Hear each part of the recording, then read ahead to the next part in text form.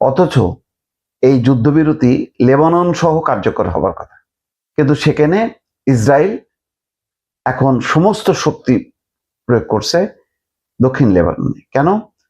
দক্ষিণ লেবানন থেকে যেহেতু ইরান যুদ্ধের সময় লেবানন, ইয়েমেন এবং ইরান থেকে একযোগে হামলা চালানো হয়েছে ইসরায়েলের দিকে, এখন চুক্তির শর্ত অনুযায়ী যেহেতু এখানে প্রধান ভূমিকায় ইরানের উপর হামলা চালাতে পারছে না, ইরানের যে সর্বোচ্চ ধর্মীয় নেতা তিনি তার সেনাবাহিনীকে বলেছেন ইসরায়েলে গুলি না করতে, ইসরায়েলে আর ক্ষেপণাস্ত্র না ছুটতে।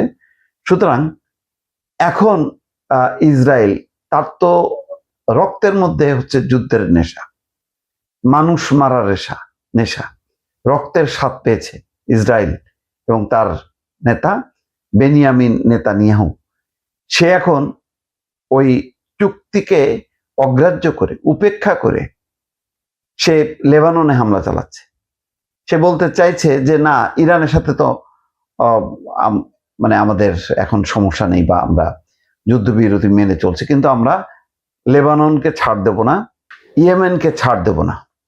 এই মানসিকতা নিয়ে আজকে 2-3 ঘন্টার পর থেকে, এই যুদ্ধবিরতি কার্যকর হওয়ার 2-3 ঘন্টা পর থেকে নির্বিচারে হামলা চালাচ্ছে।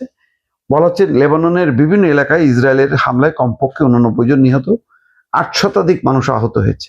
দেশটির স্বাস্থ্য মন্ত্রণালয় আল জাজিরাকে এই তথ্য নিশ্চিত করেছে।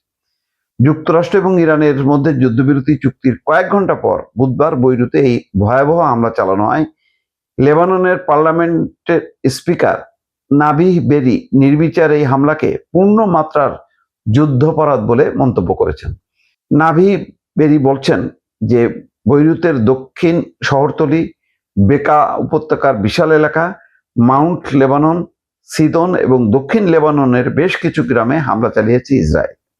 জনবহুল এসব এলাকায় হামলার ফলে কয়েকশো বেসামরিক মানুষ হতাহত হয়েছে। পার্লামেন্টের স্পিকার বলেন, আজকের এই অপরাধ আন্তর্জাতিক সম্প্রদায়ের জন্য একটি বড় পরীক্ষা এবং এটি আন্তর্জাতিক আইন, রীতিনীতি এবং কনভেনশনের প্রতি চরম অবজ্ঞা। ইসরায়েল নিরন্তরভাবে বেসামরিক নাগরিকদের লক্ষ্যবস্তু করার মাধ্যমে এসব নিয়ম লঙ্ঘন করে চলেছে।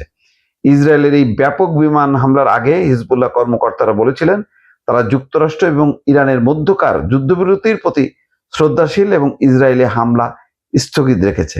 কিসের কি? হিজবুল্লাহ সেই যুদ্ধবিরতির প্রতি শ্রদ্ধাশীল হয়ে হামলা বন্ধ রেখেছে, ইসরায়েল তো এটা মানবে না, কারণ এখন তুলনামূলকভাবে লেবানন দুর্বল, হিজবুল্লাহর শক্তি তো আর ইরানের মতন শক্তি না।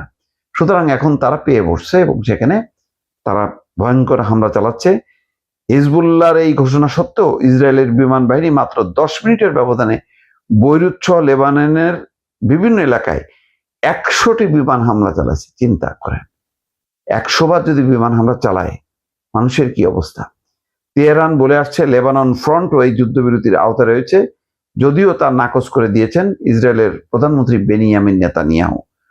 ইসরায়েলের সেনাপ্রধান লেফটেন্যান্ট জেনারেল ইয়াল জামির বলেছেন কোনো ধরনের আপোষ ছাড়াই হিজবুল্লাহর উপর হামলা অব্যাহত থাকবে। তার মানে মানবে না, মধ্যপ্রাচ্যকে শান্তি দেবে না। ইসরায়েল এই কর্মকাণ্ড চালাতেই থাকবে এবং ট্রাম্প নির্বিকার দর্শক হিসেবে থাকবে।